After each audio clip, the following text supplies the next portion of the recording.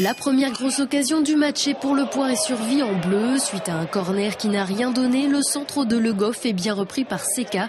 Mais Moussa Marega puis Kevin Lefebvre, démarqués au second poteau, manquent tous les deux le cadre. La pression vendéenne s'accentue. Gazo sert El Hamzaoui qui pousse le ballon pour Marega. La frappe déviée par le gardien revient dans les pieds de Kevin Lefebvre. Mais le but est refusé car l'arbitre vient de siffler une faute de main du défenseur parisien Charvet qui prend donc un carton jaune. Penalty pour le Poiré-sur-Vie et ouverture du score par Lefebvre à la 22e minute de jeu. Quelques instants plus tard, El Hamzaoui écope lui aussi d'un carton jaune après une faute sur Yesli. Sur le coup franc qui suit, Diomande détourne le ballon de la main et le but est logiquement refusé. Le Poiré s'efforce de jouer en profondeur, mais le portier parisien de Marconnet est vigilant.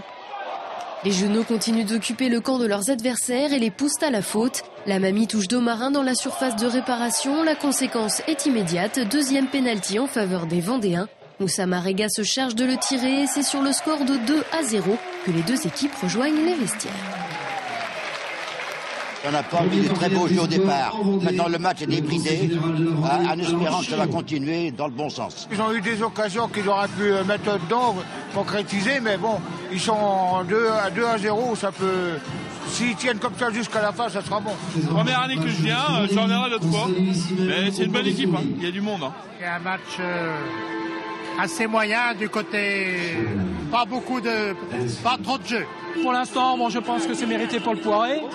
Les deux pénaltys sont logiques, donc à souhaiter que par la suite, on en marque un ou deux de plus, quoi. À la reprise, le Paris FC tente de revenir au score, mais le gardien vendéen Mathieu Pichot protège sa cage, permettant à ses coéquipiers de se montrer dangereux à l'image de la frappe d'Aurélien Gazo, bien captée par De Marconnet. À la 59e minute de jeu, El Hamzaoui est à nouveau sanctionné, deuxième carton jaune pour l'attaquant qui est donc exclu.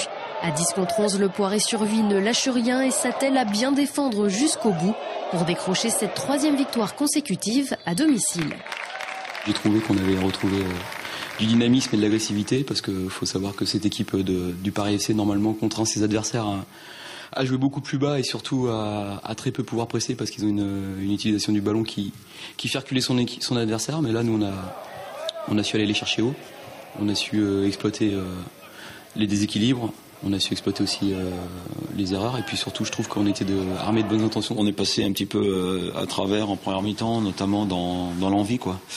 Et automatiquement, quand vous accusez déjà un déficit physique assez voyant, quoi, si vous n'avez pas plus envie que l'adversaire, vous vous exposez à des contres, à des situations dangereuses et puis c'est comme si on avait un peu laissé la première mi-temps au Poiré, quoi.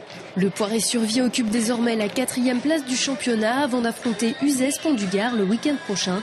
Uzès Pont-du-Gard battu ce week-end par le nouveau leader Créteil sur le score de 4-1.